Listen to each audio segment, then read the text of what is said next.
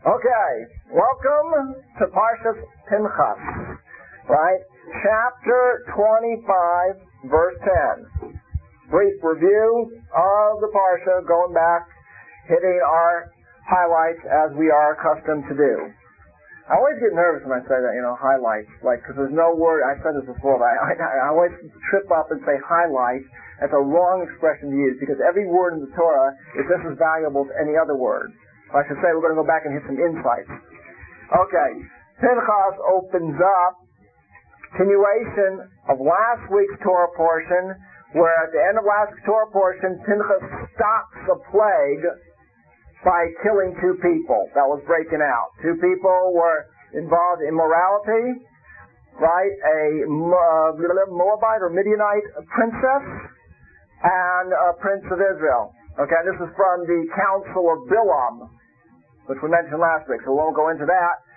And a plague broke out, 24,000 people were killed. It would have kept on going if it wasn't for Pinchas, who stood up and he threw the spear, right, Barry? Because it teaches us sometimes you got to know when to hold them, know when to throw them. Okay, and he speared them. So after that, Shish Kebab, we open up with our Torah portion and talks about the reward that Pinchas gets for this act of peace. That's going to be a central theme that we're going to talk about today. How can an act of violence be an act of peace? And he gets a tremendous reward, a bris sholom. And he gets to be the Kohen because of this, which is an amazing concept because Kohanim stand for peace. And because of this act, Pinchas becomes a Kohen, which is unique halachically because, and it will never happen again, it's from this time on, a Kohen is only a Kohen because of his father. But here, all of a sudden, Pinchas was not a Kohen. He did something and became a Kohen. It's almost like, Brooks Kivanti, I never thought of this. I never thought of this before. It's interesting. It's like Levim. The Levim became the Levim, right? So really that job was for the firstborn of Israel. But they did a similar act. Levim took a sword in their hand after the golden calf. Hashem said, who is Milah Hashem Alai? Who's to God come to me? They took a sword, each one killed his brother, if it was necessary. Whoever sinned with the golden calf. And that act of seemingly violence gave them the priesthood, which before then went to the firstborn. Well, very interesting. Very interesting. I never thought of that before. Okay, Baruch Hashem. There you go. We sharpen each other up. Okay, very good. Okay, so that's how the Torah portion opens up. And then we have Haroris on Midyanim. Go to war against the Midianites. They're the ones that cause you to sin. As we mentioned last week, God is tolerant of certain sins. Tolerance is going to be another big theme in today's class.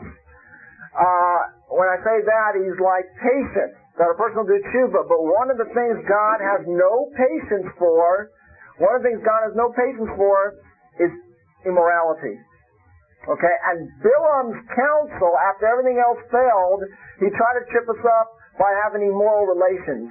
He gave the advice for the Midianite, Moabite women to seduce the men of Israel. And this causes plague. So now we're to go to war and get vengeance for that. So that war is very interesting because we had the war is very interesting from a lot of standpoints because after this war of Midian, Moshe is told he's going to die. And still Moshe gave everything, which we'll discuss, God willing, next week's Torah portion. He gave everything into doing this mitzvah, even though it meant his death and the end of his reign, if you will. Okay, but still, there's a mitzvah at hand, and he gave everything into it. And he kind of had to arouse, you ready for this? An anger in Israel. We always look at certain character traits as being negative. Anger is one of them. But the truth is, every character trait can be channeled for good. And there's a time for anger. And you got to be angry that they made you sin. You got to take vengeance on that. And Moshe has to instill an anger in Israel. To go out and want to battle the Midianites for making us, tripping us up and causing us to sin. That's an interesting concept. Okay. Other things that are discussed in the Torah portion is the three festivals, if you will, all the holidays of the Jewish calendar, right? We'll talk about Pesach, Shavuot, Sukkot, right? Everything, Rosh Hashanah, Yom Kippur, and in fact, this is the most read portion of the year. The Mach here. You know, after you have the 7 Aliyahs, you have a special Aliyah. So during Pesach, Pinchas is opened up. You take out a second Torah, right? Take out one Torah for the regular Torah portion of the week, and a second Torah for the extra portion of the holiday. And that's always from this Torah portion, Pinchas, which talks about all the holidays. There's a few parshas, about five parshas or so, that talks about the Jewish holidays, the Moadim, Yom Tov, but Pinchas is the main one, and that's the one that we read in the Torah. Okay? Different sacrifices that were offered during these holidays. Okay, so if you look at a Sefer Torah, it's very funny. You open up a Sefer Torah and you see the area that's most worn, most read is this one. It's the one that usually, if you have an old Sefer Torah, like we have one in Chattanooga, this is the one you have to make the most corrections. You know, sometimes the letters, the ink will flake, because this is the one that's used the most. Okay, so the Kitzur, in a little bit of a abridged edition, is what the Parsha of Pinchas is all about. Okay? Now we'll go back and we'll hit on this first episode, the continuation of last week, and that is the act of Pinchas. Let's go over it again, okay? Okay, immorality, right, was being done. The prince of the Jewish people from the prince of the tribe of Shimon, and the Midianites hated us to such a degree that the king, what's the word? He prostituted his own daughter. That's what he did. He sent his own daughter, the princess, right, on this mission to seduce a prince of Israel, right? And knowing how much that this would anger God is another example of how even the Goyim back then understood. They didn't believe, what I said, they didn't believe in God. They didn't adhere to the Torah and the laws, and they didn't become a convert, but they didn't deny who God was and the spiritual power of mitzvahs, and conversely, how sins weakens us spiritually and causes God's wrath. They understood that clearly. They understood clearly if they could get us to sin in this area where God has little patience, immorality, that would cause divine wrath and we'd be in trouble. They knew it. Today, we don't realize the consequences of a sin. And the evil people, the Goyim back then, understood that would weaken us. Again, many times, when we discussed this, Paro, he gives his daughter. He says, his daughter was Hagar. And he says, better she be a maidservant in Avram and Sarah's tent than a princess in my court. He understood it, so what? He didn't change. And Nimrod was Eliezer. Nimrod who built the Tower of Babel. His son was Eliezer. Better he be a servant to Abraham, right, than to be a prince in my court. It's amazing. So you see these people see it all the time. Okay. Now, the verse opens up, chapter 25, verse 10 and 11. It says, Pinchas, the son of Elazar, the son of Aaron, the Kohen, he returned my anger from Israel. Right? Listen to these beautiful words in Hebrew. Bekano estinasi. That he was jealous for my jealousy. He was zealous for my zealotry, if you will. Right? And I did not wipe out Israel in my jealousy because of the actions he did. That's an amazing verse. And therefore, verse 12, I'm going to give him a brief shalom, a covenant of peace. Unbelievable. He's going to get, and then the next verse, I say it's unbelievable because he did an act of violence, which we always associate act of violence with the opposite of peace. So that's what we're going to discuss here. And then it goes on, verse 14, and his seed afterwards will have the brief kahuna. They get, right, the priesthood, the kahuna, right? Because why? Listen to the verse. This is verse 13, verse 13. They get the brief kahuna, tachas Echad asher kineh le'elokav, that he was jealous and zealous for his God.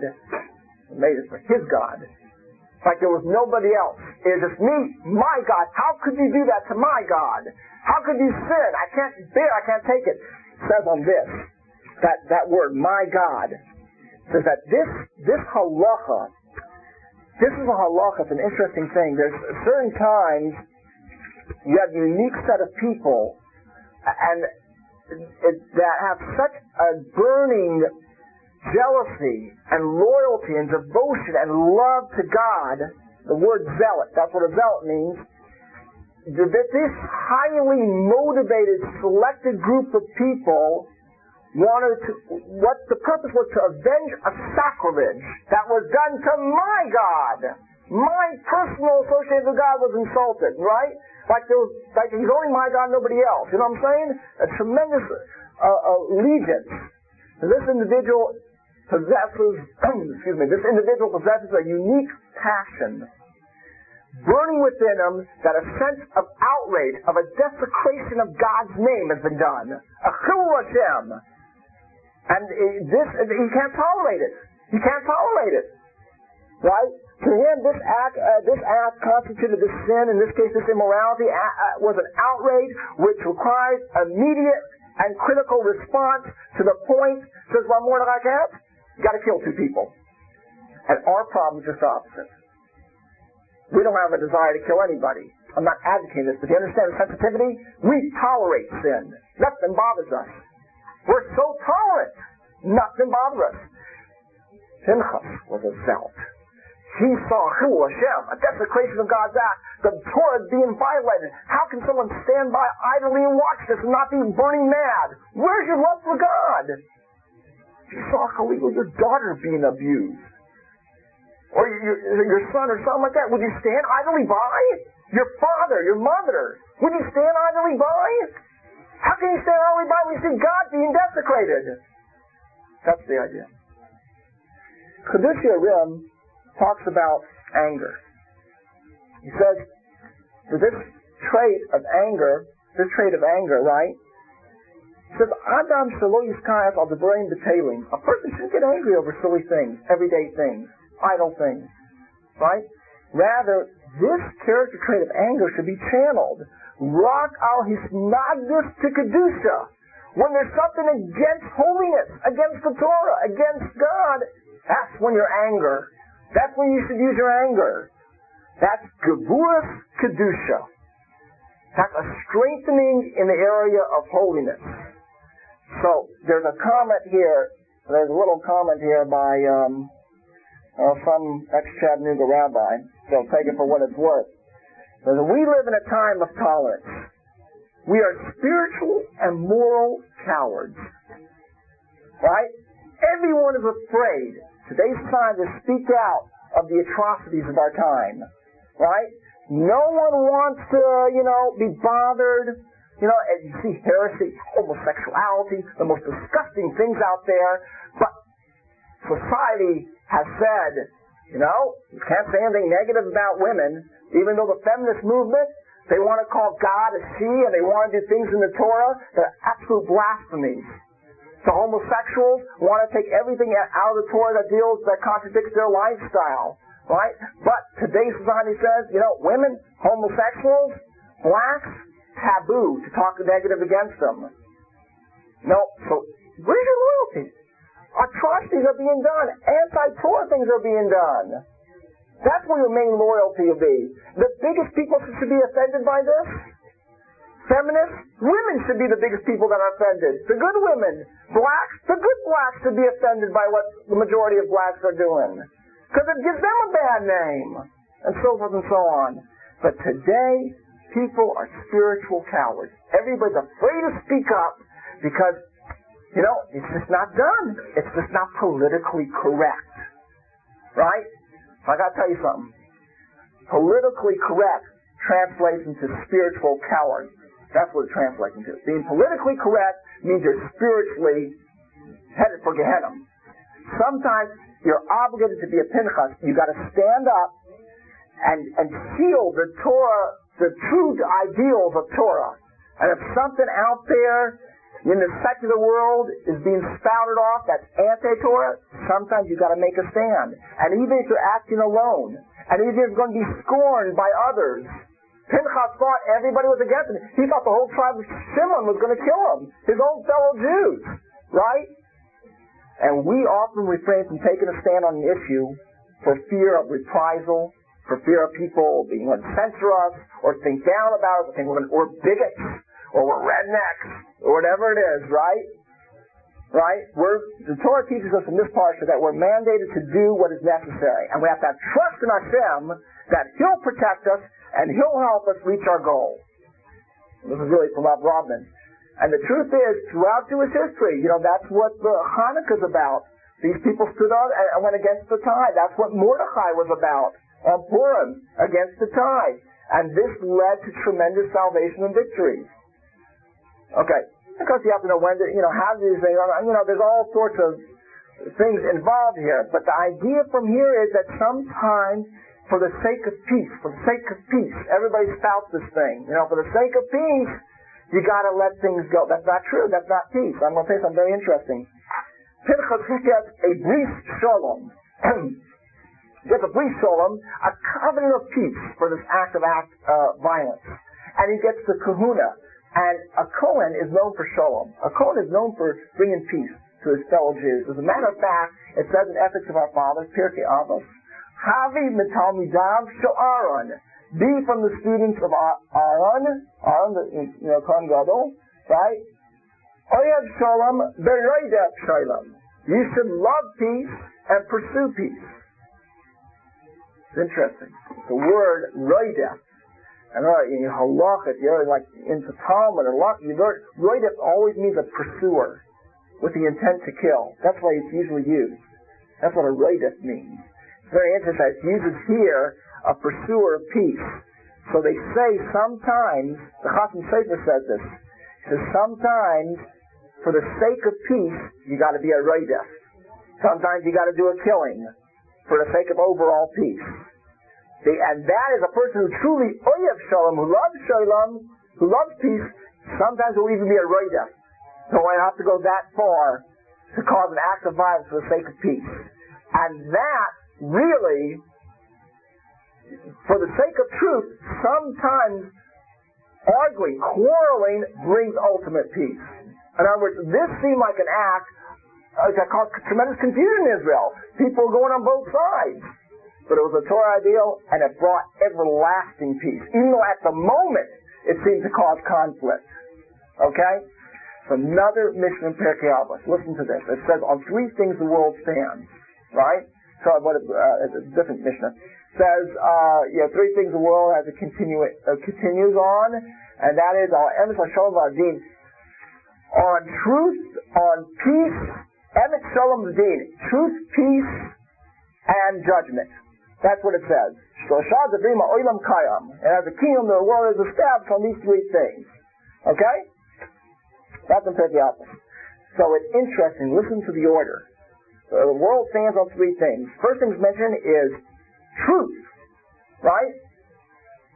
Peace, and then judgment.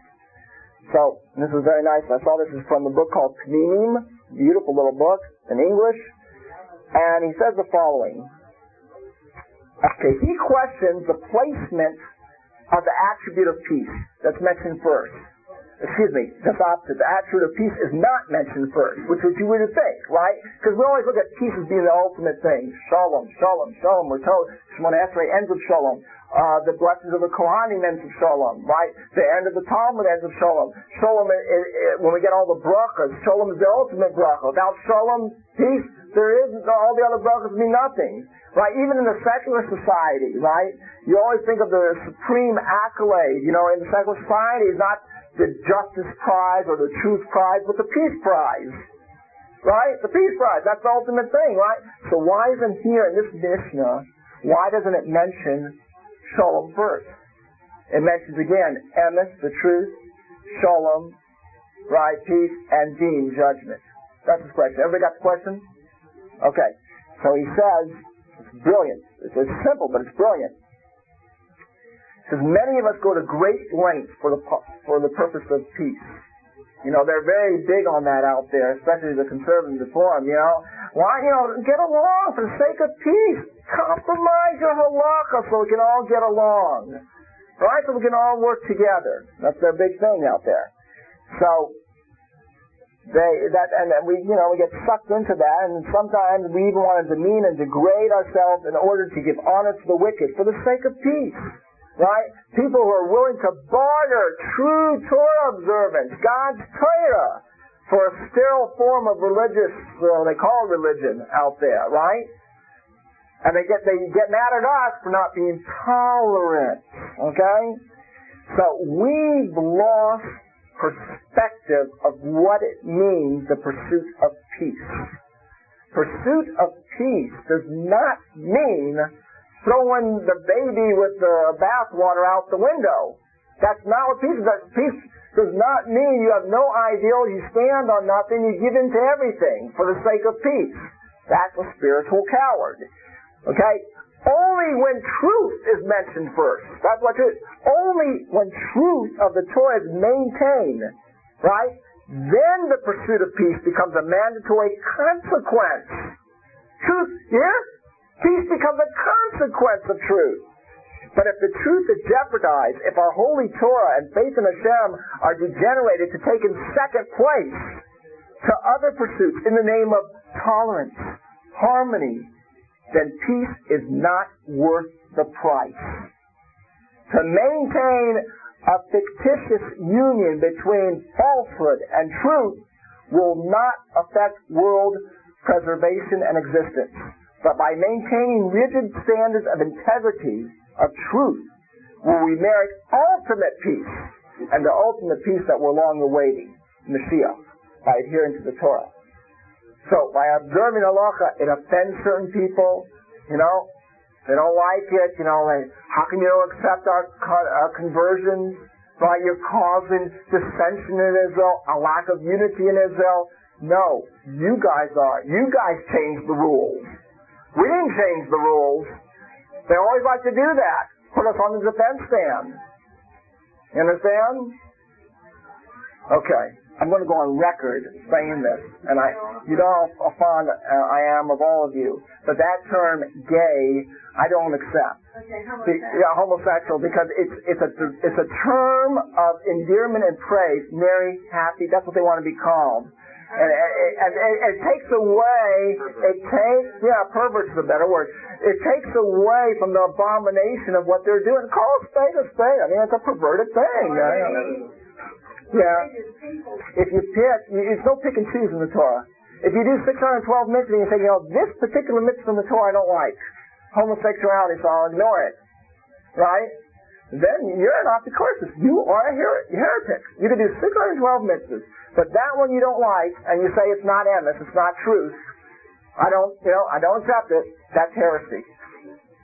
There's one thing about, this class is I have a tremendous amount of respect for. There's people holding all different levels, and we have people in our shul here that drive the Shabbos, and some people keep kosher, some people don't, some people keep the hair cover, all these things. But the one in spiritual integrity is fantastic here, right? At least we understand that it's wrong. We're not holding it, it's too difficult. We hope one day, but we don't deny that it's a truth. And that driving on top, we understand it's wrong, and we got to work on it, whatever it is, and we're trying gradually, step to get there. But to say it's a world of difference, right?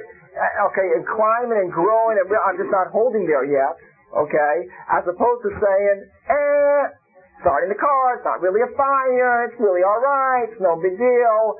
That's heresy. Okay, at least have the spiritual integrity to recognize, okay, this is wrong, I really should be doing this, I hope one day to get to that level, right, I'm not holding there yet. A kvetch, a sign, I wish I would, and everybody at a level, look, me with my black hat, right? Okay, all of us on our own level are doing things that we could be doing better. There's no difference between you and I. Or anybody else. Everybody on their own level, I'm sure, is doing certain, of course, whatever it is, a guy, Maybe I should be learning more, doing more we all have certain responsibilities in different arenas, okay? And we have to be morally and spiritually honest with ourselves to know where we're holding, where we should be holding. That's what it says, by the way. It says that Friday afternoon is a madhouse, ain't it? But Shabbos, especially, is a good time to stop and think, where am I holding? What's going on with me? Where do I want to be holding? Think, what's going on, let's go over the week. Okay, I did this good, I really need to work on this arena, maybe work on this arena, and divide it up, organize it. Let's say prayer. How did I do in prayer this week? Brachas. How did I do in brachas this week? Torah, chesed. How did I do in chesed this week? Lashon hara. I speak in Lashon hara this week, okay? Did I greet people with a nice presence, a smile? That's a nice area, okay? How did I accept the afflictions that happened to me this week? Did I accept them and realize, Baruch Hashem, this is also for the good. I don't understand why. Okay, I accept the love me from God. These are important areas. A person should jot them down, whatever your sensitivities are, in whatever particular arenas. Jot them down. Make it 1, 2, 3, 4, 5, 6, 7, 8, 9, 10. And every week, go over them. I do this. Go over them. How am I holding? How did I do this week on this? And that's how you keep tabs on how you're holding. It's called, in Hebrew, it's called cheshbon hanefesh, a calculation of the soul, introspection. Very, very important. First, you do this once a week. Or else, you know what happens? 80 years fly by. And you don't know what's happened. You never worked on anything. After you did something wrong, to get stuck with one thing. On the other hand, don't make it like you just said. It's so easy to write, you're paying it off. I'll pay the fine, Gamarnu. But you have to talk to Hashem. Right. You have to talk to Hashem. Right. No, the fact that when we acknowledge a sin, the biggest thing we're doing, God knows what we do. We're not acknowledging it to ourselves.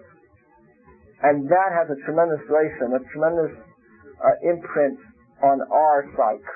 When we acknowledge that, Sam, I admit I did the sin, I regret it, and I wish not to repeat it. Those are the three things in Tshuva. But the fact that you acknowledge it, even though you acknowledge it to God, you are squashing that ego, and we all have such a fragile ego, and saying, I was wrong, and that makes the biggest impression. And that will be the biggest safeguard from a person repeating a sin. There's no risk to thoughts like mixing kasha with borscht. They're both very fine things, but don't put them together. Okay, let's move on, guys, and then I'll take questions later. But okay, we'll get a little off the subject here. Okay, I'll take questions later. I'll be glad to. Okay. This other thing, bikano et kinasi b'tzeicham. Listen to the words again. We're at the very beginning. Verse 11, that he was jealous or zealous, this combination, b'teicham, within Israel. Now, there's two things here. On one hand, Masei Kinas says the following: even when kanois is necessary, kanois meaning zealousy is necessary, one should always regard themselves b'seicham, within the people of Israel. You understand? You're doing it, your zealotry has to be out of love for your fellow Jew, not out of anger. You're angry and you're mad over the sin, not over the Jew. You understand what I'm saying? In other words, Pinchas could not have done this act if he had a hatred for, it's not so much, you understand what I'm saying? It's because of a passion of love for God and His Torah that he did this act. Okay? It can't be out of a hate. That's the word that tells us that, is that he was zealous b'tzeicham, within Israel. He was in Israel as a fellow Jew. I can't tolerate what's being done because of my love for all my Jews, for all my fellow Jews. Okay? In other words, because you're b'tzeicham, in the midst of Jewry, in the midst of your Jews, you have such a love for all Jewry, right, that you do this act of zealousy. You understand? It has to come out of love. You understand? You can't, there's two people, it's said this many times, there's two entities that want to get the cat, want to get the mice out of the house. The housewife and the cat. There's one difference between them. The cat's hoping there'll be more. Right? That's like, some people have the opportunity to kill. Yeah, that's not it. We regret that we have to do it. Okay? Right? You understand? I never thought I'd quote her in this class. Boy. But she said one good statement, Golden Meir. She said, I can forgive the Arabs for everything they've done to us, except I could forgive them even for killing us. I don't know how she could, but anyway, but she says, I can't forgive one thing, for making us kill them. It's an interesting statement. Whether she knew it or not, she was saying a Torah statement. Okay? Alright. Now, the other thing we learned from this word, B'teichon, is that Pinchas, again, Tocha means within Jewry, that Pinchas instilled within every heart of Jewry the attribute of zealousy. That people cannot stand deep inside the root, the essence, the psyche of a Jew. Pinchas is able to instill this zealousy that we rebel spiritually when we see someone sinning. It bothers us. Different people to different extents, different sensitivities. But that was instilled for all time to all Jewry by this act of Pinchas. You understand? An intolerance to sin. He instilled B'teicham within Israel a jealousy and a zealousness to any sin, to any toleration of a sin that's being committed in Israel. Even when we have to kill, we sigh and cretch over the fact that we had to kill. It's not something we look forward to. Right? Even in Pesach, right? We diminish, we say half a Hallel, because creatures of God were killed. The Egyptians, they were really shkotzim, they were abominations, they were terrible people, they were evil, they were killing Jews left and right. Okay? We killed them. They had to be killed. We're glad they're dead. I mean, I don't mean, they had to be killed, but we take away a little bit of our simcha, the yontiv, because creatures of God misused their free will, and they had to be killed. We don't rejoice. We don't rejoice that we had to do killing. We rejoice when we don't have to do killing. That's why Purim is celebrated not the day that we did the killing. Purim is celebrated the next day, when we didn't have to kill anybody, when peace reigns in the land. And that's a big reason. We don't make a holiday out of the day of the Milchama, the battle. Hanukkah. The day we celebrate Hanukkah is the day after the war. Rededication of the temple. Okay? So, okay, the same thing here. The jealousy, the zealousy, right, has to come out of love, not out of hate. Okay. Now, our tradition tells us the following, that Pinchas is Eliyahu. They are the same person. Okay? You find in the story of Eliyahu in the book of Kings also a similar zealousy that was displayed by Eliyahu. He's very zealous for God as well. He's also a zealot. And it's an interesting thing because we know Elijah, did not die. He went to heaven alive. It's an amazing incident. And Elijah, throughout generations, have always appeared to people. Comes down to this world in dresses of physical garb, if you will, and has appealed to be. He taught Torah, Rabshin Bayochai. He's come down many, many times, and says, even this day, he comes in various disguises and forms. He's the messenger of peace. He will come a day before Mashiach. He'll usher in the Messianic redemption by announcing that the Messiah is on his way. So this is Pinchas. This is zealousy. This is, for the ultimate sake of peace. This act. Killing people that were doing sin. Now, don't get me wrong. We don't advocate this. We don't go around doing this. There's a special halacha. It's an amazing halacha. Kanaim Plegimbo. That those who are zealous can do this. When the two people are doing this immorality, they can do this act of killing. But it's a special halacha, and if you ask, can I do this? If you ask the rabbi, he'll tell you no. It has to come from a burning sensation. It's a very unique halacha. And we're going to talk about that in a second, how this fixed up something else about two great tzaddikim who are also related to Pinchas. Okay, but at any rate, back to Eliyahu. Eliyahu will come, and he'll bring the ultimate peace in the world. In other words, he will continue the mission of Pinchas. Pinchas brought peace right here, and Eliyahu will bring the ultimate peace to the whole world, as he will, as I mentioned already, forecast the coming of Mashiach. Okay? So that's another connection between these two. After this incident, we're going to have a battle of Midian, and I'm just going to off the point for a second, and we're going to go right back to Pinchas. But it's interesting. Both Midian and Moab were guilty of making a sin in this seduction of this immorality. But we were only commanded to wage war on Midian and not Moab. And it's an amazing thing. Moab, says the Gemara in Baba Kama, we were not commanded to wipe out, Mifnei Ruas Shahayasa Amino Seismen, because of a future great person that was going to come from them, and that was Ruth. And you see, this is an amazing concept. God will spare an entire nation for the sake of one future convert, one future great person, Ruth. It could be, from Ruth comes the Mashiach, really, as well, the ultimate rectification and everything. It's a very interesting thing. And we have many times in God's judgment of the world, He'll take account if this person had some righteous ancestor in the past, or does he have something righteous that will come from his loins in the future. And on the basis of one of those two things, that person may be spared. It says Moshe, when he went to kill the Egyptian, it says he looked ko. He looked there and there. And he saw Ein Ish. He saw there was no man, and therefore he killed the Egyptian. So the simple meaning is, he looked to and fro, right? Saw there was nobody watching, and he killed the Egyptian that was beating up on the Jew. You remember the story?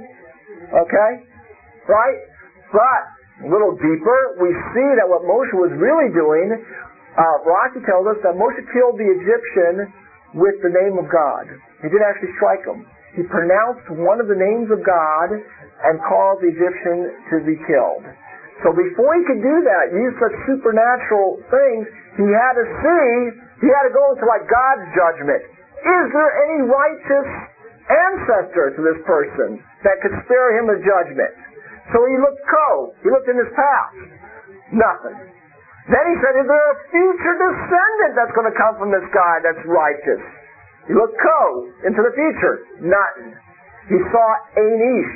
There was no man.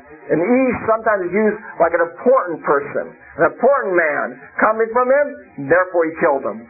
No, there's not even like a spark of goodness left in this guy. So he pronounced God's name and had him killed. Okay, so now let's go back to Pinchas. I'm going to tell you an amazing Kabbalistic thing here. Okay? Listen to this. You remember the story of Nadav and Avihu, the two sons of Aaron, right? Right? What happened? The inauguration of the Mishkan, they offered a fire, Eish Zara Asher Lo Tziva Son. They offered a fire that was not commanded them. They had a burning love for God also. Such a burning love. They had to do it. They wanted to serve God. It wasn't commanded. It was something that was not commanded them to do. They went in there and they were struck down dead. And it says they were the first sacrifices on the Mishkan, on the altar. And it says tremendous things that they fixed up. Nadav and Avihu,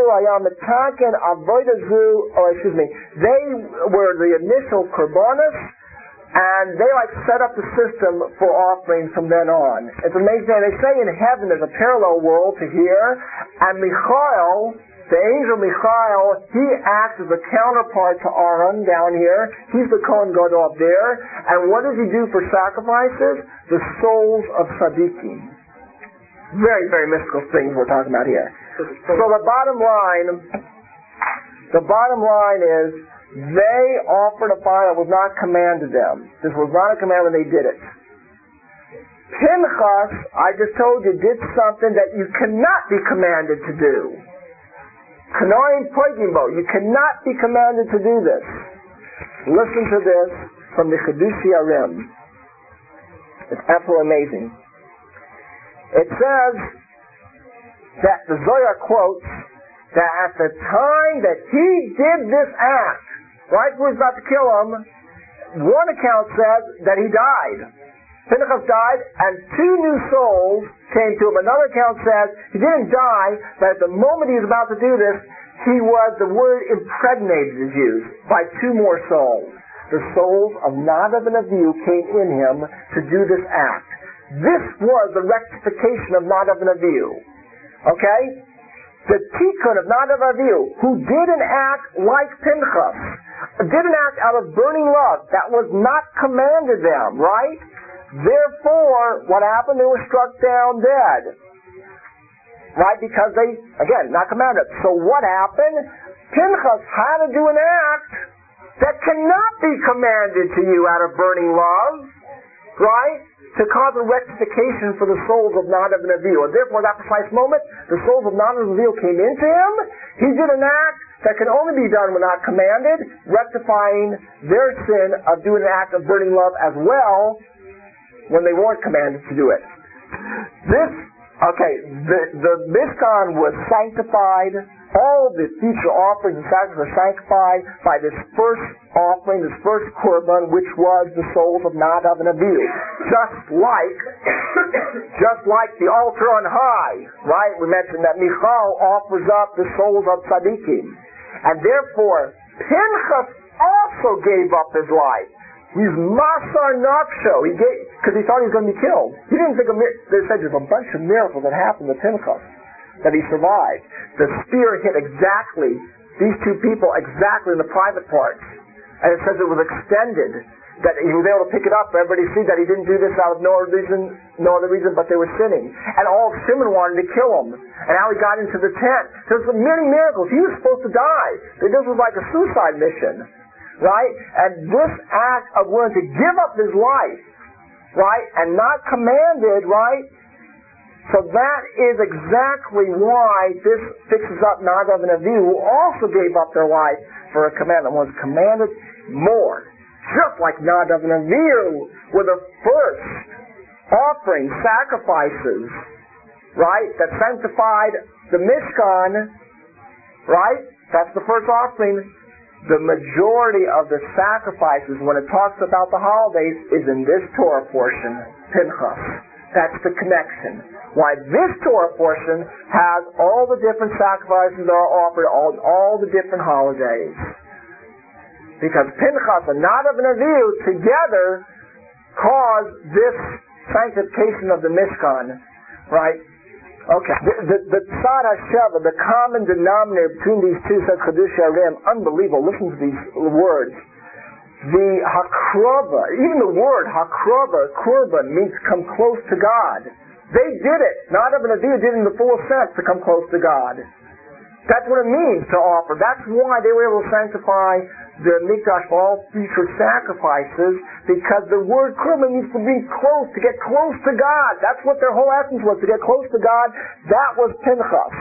That was Pinchas' Rizal, because both of them had such in their death, and Pinchas thought he was going to die, had a tshuka and a slavus, while Hashem is brought. They had a tremendous burning love, awakening and arousal to serve God. And up to the point that because of the tremendous cleaving to God, in the case of Nadav and Avihu, their souls flew out of their body. That's what it says. Their souls just like flew out of their body. Okay? And that's what it says. It quotes the Pasuk, "Tetzei eish mofnei Hashem vayimusu." Okay? The fire came out from God and they died because they got close to God. That's what it says. That's what the verse says.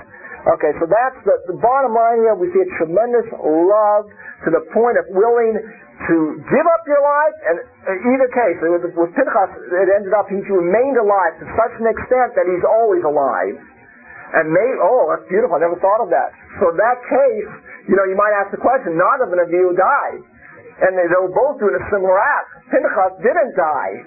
But if we say that Nadav and Avihu, their souls came into Pinchas is Eliyahu, that means none of these guys died. None of these great tzaddikim died. Right? Because Nadav and Avihu and Pinchas and Eliyahu all end up being the same person. So they lived on forever. Which makes sense, because if you think about it, when you attach yourself to the ultimate attachment of God, Ein Sight, right, there is no death. As a matter of fact, it says the reason Eliyahu was able to continue on living and not die is because you only die from the part of the body. Right? The soul is pristine and pure. Right? No matter how much we try to screw it up, it's pristine and pure. It's the goof, the body. Body in Hebrew is goof. It's the goof that's goofy. It's the goof that causes the problem, and we blemish it, and we kind of sin, and it has to rot in the ground.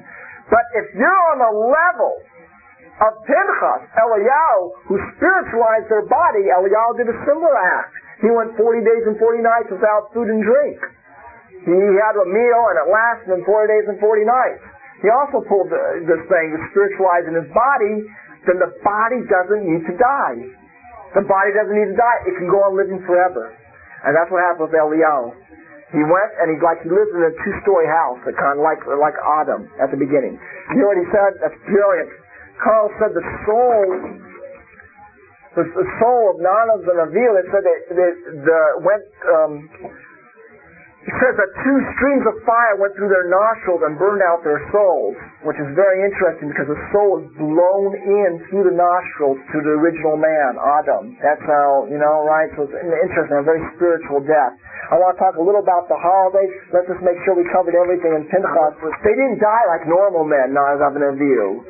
They died with their soul taken out of their body, kind of like a reversal of how original man was created, to show you on what level they were on. It's an interesting thing. I didn't see that. It's like God took the soul back, through the nostrils, like originally He put it in. Yeah, thank you. A couple just other points in the Torah portion. One that I forgot to mention. One is that Moshe requests in chapter 16, verse 15, a new leader. He finds out that he's going to die after the war of Midian. What's his first concern? It's unbelievable. Unbelievable. Who's going to take care of Israel? Okay, I'm going to die. Great.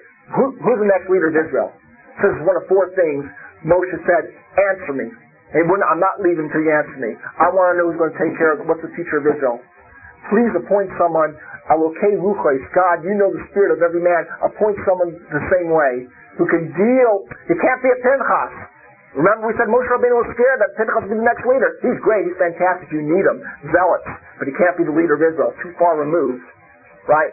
Needs to be someone associated with the spirit of every individual, all the different types of personalities. That's Yehoshua. Okay? That's my main concern. I'm going to die, says Moshe. Okay. Me and 1,000 like me can die. But, not that there's anybody like Moshe, but I'm more concerned about the future of Israel. This is typical Moshe. This is typical Moshe Rabbeinu. So Hashem tells him, the person who the lesson is, the language is from Proverbs.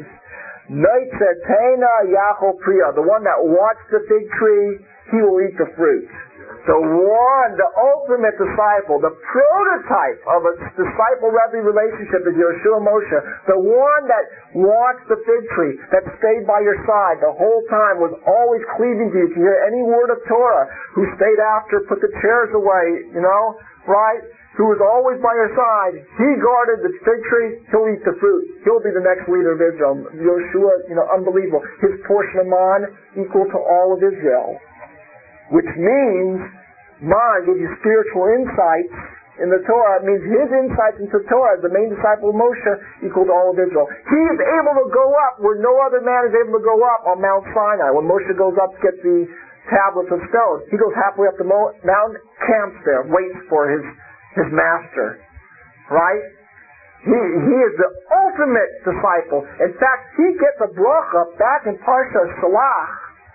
He gets a bracha, right? His name is Hosea originally, and it says, Moshe gave him a bracha and called him Yehoshua. May God save you from the counsel of the spies, because there's a danger that he would go along with the counsel of the spies on the evil report of Israel, so we wouldn't enter it, so Moshe could stay the leader.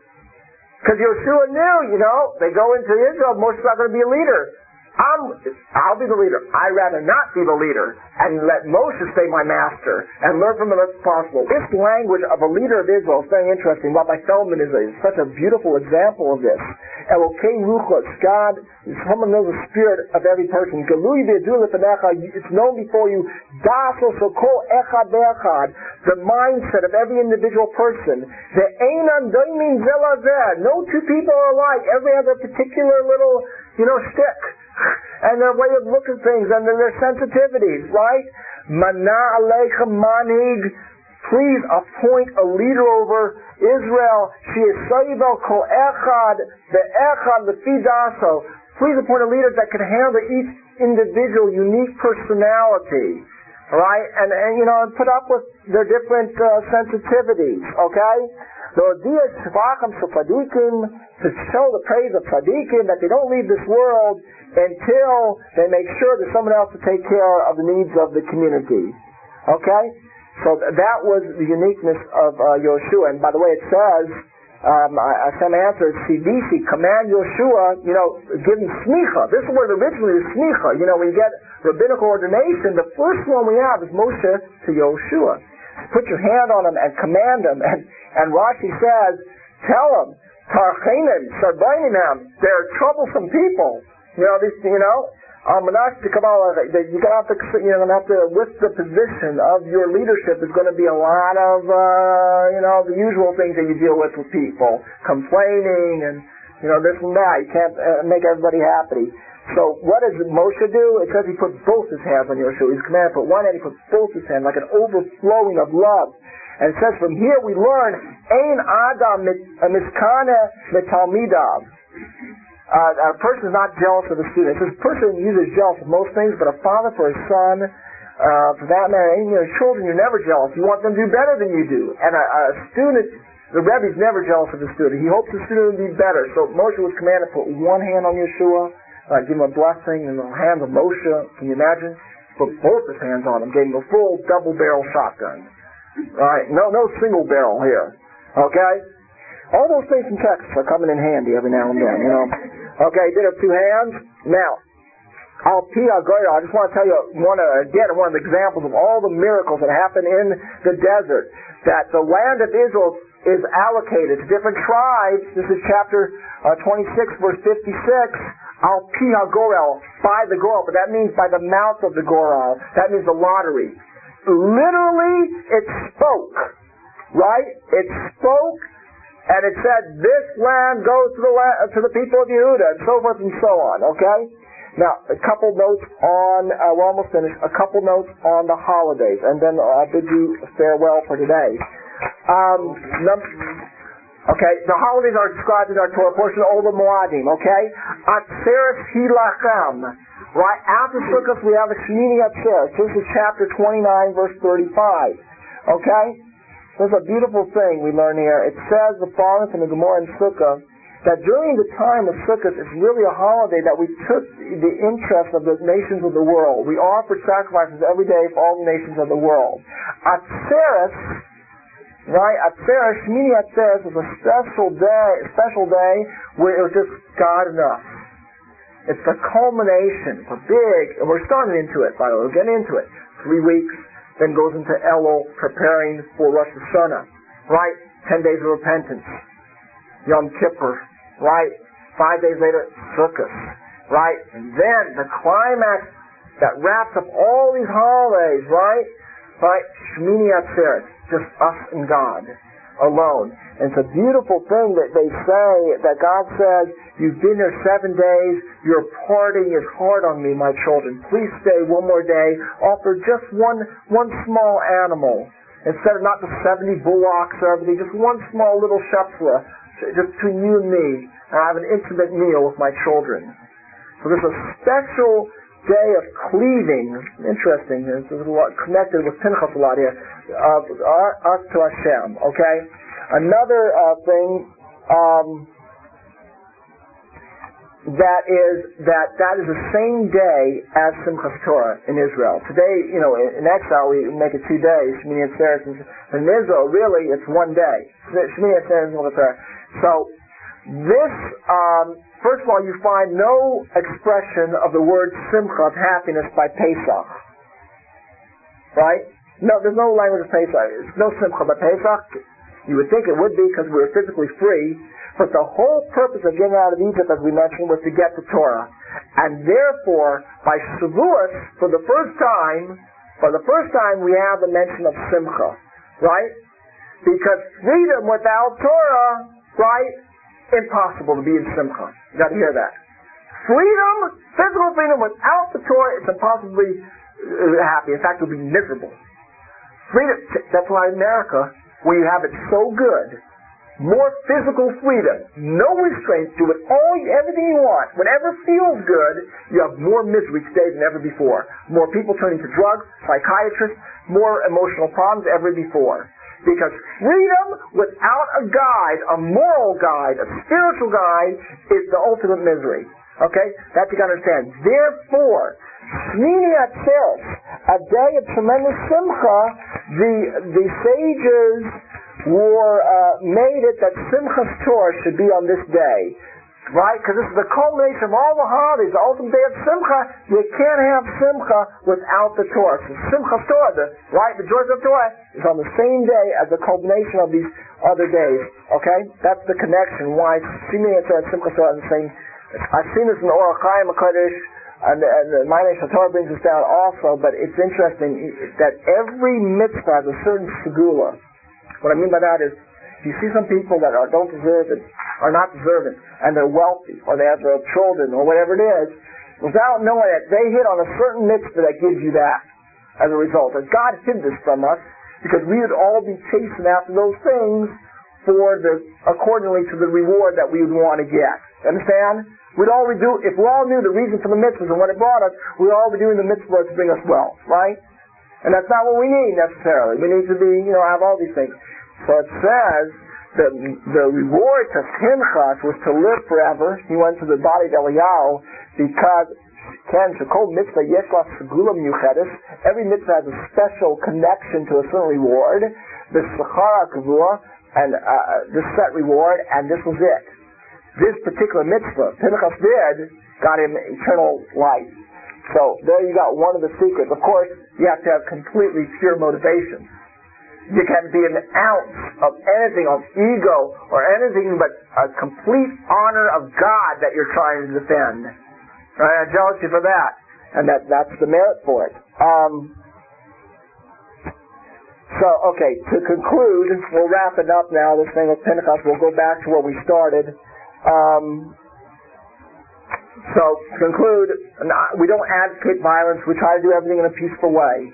But the story of Pinchas, of our Torah portion, teaches us that sometimes you got to fight when you're a Jew, as Country Yoshi would say. Sometimes an act of violence, an act of hostility, is considered by Hashem the ultimate act of peace. Even though that's not what we try not to do that. But sometimes you got to fight when you're a Jew. And those who fight, right? Sometimes those who fight, there are those when it comes to the spreading of Torah and the values, and these people are motivated by the loftiest ideals to promote the ultimate peace and harmony in Israel. Sometimes that may cause friction, and people should not mistake that friction as a lack of unity, but just the opposite, as these people trying to cause the ultimate unity in Israel, because the thing that causes ultimate unity in Israel is the adherence to Torah, and to everybody to abide by God's laws. And sometimes you got to clop people over the head. The truth is, the biggest act of destruction and violence, 6 million Jews dying, is because assimilation, because people not adhering to Torah. And what happens? We get swept up with them. That answers your question. Why did great tzaddikim die in the Holocaust? Because we're all responsible for each other. And they, who pretend to be so tolerant, right, and throw off the yoke of Torah and compromise halacha and make up their own religion, right, they're causing the ultimate act of violence. They're causing the ultimate act of destruction. They're causing all of us to be destroyed. They're causing Holocaust after Holocaust. And we, the people that are keeping Torah, get swept up with them. Because we're all in the boat together, folks. We're all one entity. We're all the Jewish people. To conclude on this thought, listen to this again from this wonderful book, Communion, I would recommend to everybody. Again, it's in English. It says, man's actions are not measured and judged only according to their inherent nature, but they're also judged according to the period and the place and the time. One who withstands the onslaught of wicked people or wicked institutions, and I'm going to go on record as saying the conservative and the reform movement are wicked institutions, not the individual Jews. They don't know what they're doing. We pray for them, we love them, we reach out to them, but those institutions are wicked. Right? So a person who stands up to them exemplifies the character which especially deserves to be rewarded. This is the character of Pinchas. Especially when the wicked are in power, and they have the press, and the newspaper promotes lies, like saying that the Orthodox say that conservative and reform are not Jews. That's what unbelievable, the lowest of the low. They completely fabricated a statement that was never made, never said, just to cast a bad light on orthodoxy. So anyway, when people stand up to these people who are in power, the wicked, and in that style, the wicked are in power, there's a strong sensitivity among the populace to be persuaded by their philosophies because they're in power. So it's more incumbent on us to talk to each other, to strengthen each other, and to be sometimes outspoken, to set the record straight. We try to do it, in a pleasant manner at all times possible when it's necessary. But sometimes we all have to be aware that it may not be so pleasant. And that's when you're asked to lay it on the line for God. And sometimes you have to give up your popularity. I could have a class of about 70 people if I said what everybody wanted to hear. Okay? That concludes it. Basically, we try to do everything pleasantly. If we do have to speak out, we'll speak out. We're not going to be cowards. But again, the speaking out, everybody has to know. They have to know it. It has to be obvious to them, as is to us, that we're doing it out of love. Not because we want to show you up. Not because we're interested in showing that we're better than you. It's because we love you. We love the soul. We love jewelry. We love Torah. We love God. And we want to see ultimate peace. It pains us and it hurts us to see you drag us all down. And that's why sometimes we have to cause disruption in the status quo to promote ultimate peace between us and our fellow Jew and between us and God. That's Pinchas. Thank you very much. Have a good Shabbos. Yeah, that's true. But, basically what we're saying is that today's society is so tolerant. Pinchas teaches us that tolerance is not always the best method. And if sometimes tolerance is necessary, we have to distinguish. Are we being tolerant or are we just being spiritually cowards? We all want to get along. We all want to be well-liked. We all don't want to offend anybody or insult anybody, right? So sometimes we're shirking our responsibilities as a Jew. And we're shirking our responsibilities to stand up for the Torah. And there's a final word, just to know that it's easy to be tolerant when you don't care. But if you care, it's not so simple. It's not so simple. Of all the obelisk, it mentions